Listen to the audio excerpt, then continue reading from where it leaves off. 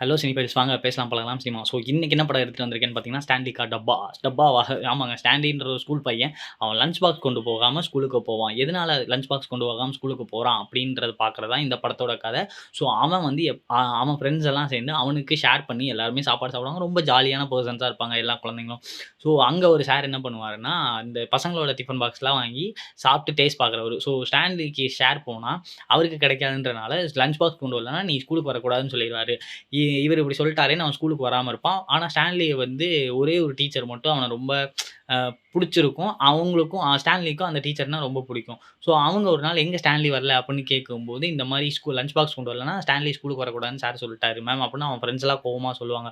சொன்னதும் அந்த டீச்சருக்கு ரொம்ப ஒரு மாரி ஆயிரும். அந்த சார்ட்ட போய் பேசுவாரு. அந்த சார் வந்து ரிசைன் பண்ணிட்டு போயிருவாரு. ஸோ கடைசியா என்ன ஆகும்னா, ஸ்டான்லி வந்து லஞ்ச் பாக்ஸ் கொண்டு வருவான். கொண்டு வந்துட்டு அவனுக்கு ரொம்ப புடிச்ச டீச்சர்ஸ்க்கும், அவனுக்கு சோறு போட்ட அவன் ஃப்ரெண்ட்ஸ்க்கெல்லாம் இது லஞ்ச் ஷேர் பண்ணுவான்.